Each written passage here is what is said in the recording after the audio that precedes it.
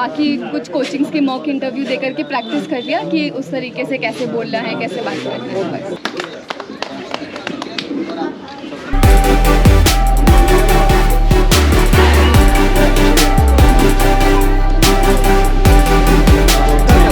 बस ऐसा ऊंचा हुआ कि आज पूरे ऑल ओवर इंडिया में हिस्ट्री के लिए बुक्सटवा चैनल का यूज़ कर सकते हैं। इसके अलावा भी बहुत सारे चैनल्स हैं जो मैं डिटेल में अपनी स्ट्रैटेजी में शेयर करूँगी। अच्छा, और आप देख सकते हैं।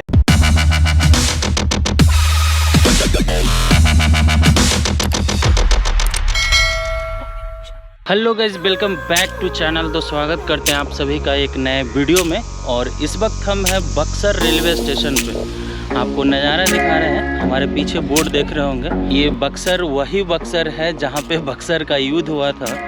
हालांकि हम वो चीज़ बताने के लिए नहीं अभी आप बता रहे हैं। अभी बक्सर हम इसलिए आए हुए हैं क्योंकि यहाँ ये बक्सर ज़िला, बक्सर शहर, यहाँ की गरिमा लोहिया हैं जो यूपीएससी सेकेंड टॉपर रही हैं।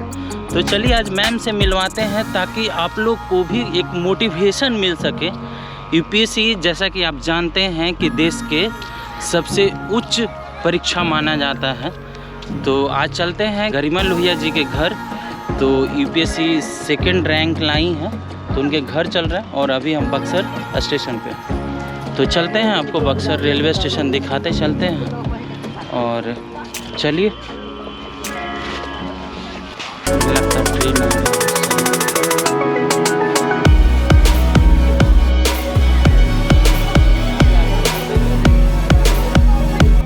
तो गाइस चलते चलते आपको स्टेशन पे बता दें कि जैसा कि जानते हैं कि कल रिज़ल्ट आया है यूपीएससी का और हमारी बिहार से दोनों टॉपर हैं, फर्स्ट रैंक भी।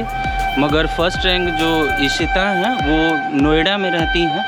तो उनसे मतलब कांटेक्ट मेरा तो क्या मतलब मीडिया वाले को हो सकता है, हम हैं यूट्यूबर तो मेरा कांटेक्ट नहीं है।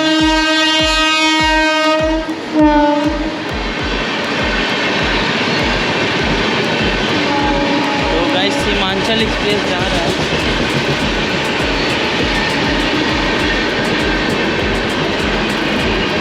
और यहाँ बक्सर में एक्सीलेटर वाली सीढ़ी ख़राब है, चल नहीं रहा, तो पैदल ही जाना पड़ रहा है।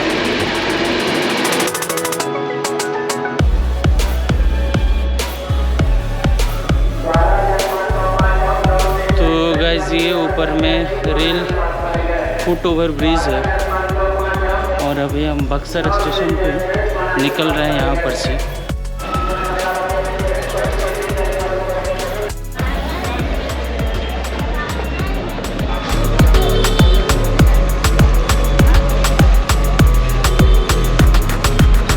गाइस ये फ्रंट लुक है बक्सर रेलवे स्टेशन का और अभी हम इस जगह से निकलकर बाहर की ओर जा रहे हैं, जो कि बंगला घाट मोहल्ले तक कोई तो छोड़ेगा।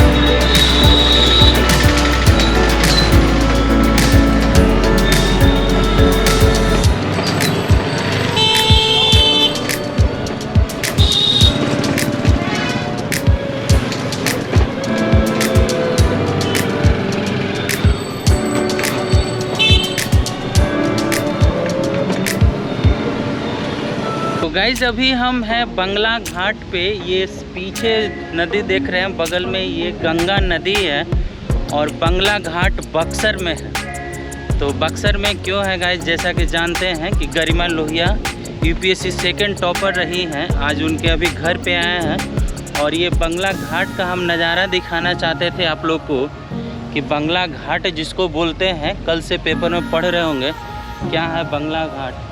तो ये सामने आप देख रहे हैं, ये बक्सर का इलाका है और ये बंगला घाट है। गंगा नदी, सामने गंगा नदी बह रही है और आपको दिखाते चलें कि इसी रास्ते बंगला घाट रास्ते उनका घर जाता है गरिमा लोहिया जी का।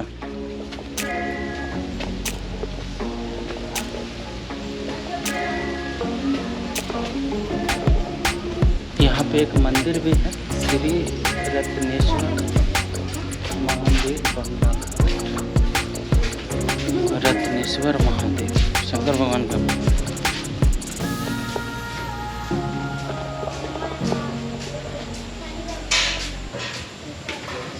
तो गाइस दिखा दें कि ये सामने वाला ब्लू कलर वाला घर है, ब्लू नहीं है ग्रे कलर का, जो कि इतना बाइक देख रहे हैं, सारे मीडिया लोगों का तांता लगा हुआ है।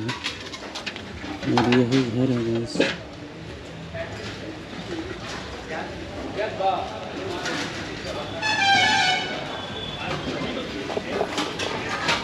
तो यही घर है गरिमा लोहिया जी का। तो कुछ देर में अभी उनका दादाजी का इंटरव्यू चल रहा है। बहुत सारे मीडिया लोग आए हुए हैं, पता नहीं हमको सवाल पूछने का मौका मिलेगा या नहीं मिलेगा। चलिए चलते हैं घर में।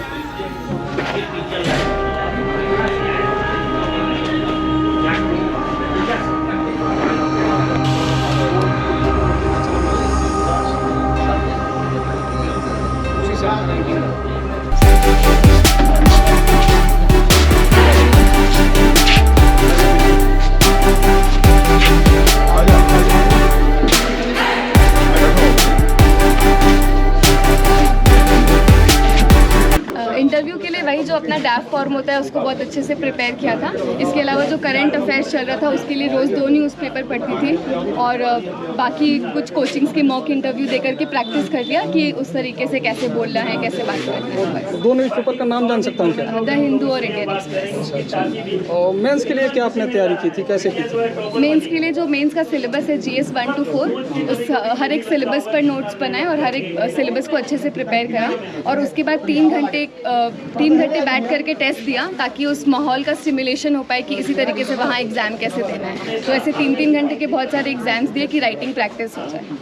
पीटी में, आप पिछली बार पीटी में ही शायद डिस्क्वालीफाई हो गई थी, इस बार आपने क्या बदलाव किया कि मतलब इतने आगे तक पहुँची? जी, इस बार जब मैंने पीटी दिया तो इस बार मैंने मॉक इंटरव्यूज़ दिए, मॉक टेस्ट दिए पीटी में, क्योंकि उसके फर्स्ट अटैम्प्ट में मैं मॉक टेस्ट नहीं दे पाई थी।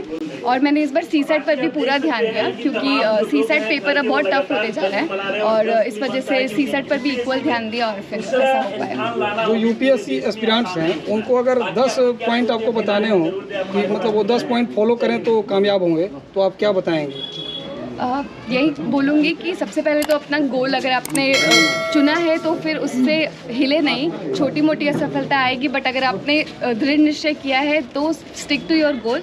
दूसरा, बेसिक रिसोर्सेज सबको पता है कि किस सब्जेक्ट के लिए क्या पढ़ना है, उसी बुक्स को बार बार रेफ़र करें। बहुत सारे रिसोर्सेज और बुक्स को नहीं बटोरें, उसी को बार बार पढ़ें। एक न्यूज़पेपर ज़रूर पढ़ें। इसके अलावा हर स्टेज का अलग अलग रिक्वायरमेंट है, जैसे कि प्रीलिम्स में है कि आप मॉक टेस्ट दें, मेंस में है कि आप आंसर राइटिंग प्रैक्टिस करें और इंटरव्यू में है कि आप अपने ओवरऑल पर्सनालिटी को बिल्ड करें। तो हर स्टेज के रिक्वायरमेंट के हिसाब से उसकी तैयारी करें। इस मुकाम तक पहुंचने में सबसे बड़ी चुनौती आपके सामने क्या है? कभी कभी ऐसा लगता था कि बहुत अनप्रेडिक्टेबल है ये एग्ज़ाम, होगा नहीं होगा, कुछ और कर लेना चाहिए क्या, बट फिर भी अपने आप को मोटिवेटेड रहना कि नहीं हो जाएगा और फिर वापस से उसी चीज़ की तैयारी करना, यही सबसे बड़ी चुनौती। सबसे बड़ी ताकत? सबसे बड़ी ताकत मेरी फैमिली थी कि उनको मेरे ऊपर बहुत विश्वास था कि मुझसे ये एग्ज़ाम क्लियर हो जाएगा। जिस दिन मुझे लगता कि नहीं होता, मैं इनसे बात करती तो ये मुझे बहुत मोटिव था। फिर जो भी कुछ पॉपुलर कोचिंग इंस्टीट्यूट्स होते हैं जो कि मॉक इंटरव्यूज़ देते हैं, मैंने उनके मॉक्स दिए और फिर वैसे प्रैक्टिस की। उस इंस्टीट्यूशन का नाम बताइए। मैंने चहल अकेडमी, बाजीरामन रवि, इन सब से मॉक इंटरव्यू दिए। उनसे आपको इंटरव्यू फेस करने में सफलता मिली, मदद मिली। जी जी। किनारे हो जा, हवा हो गया।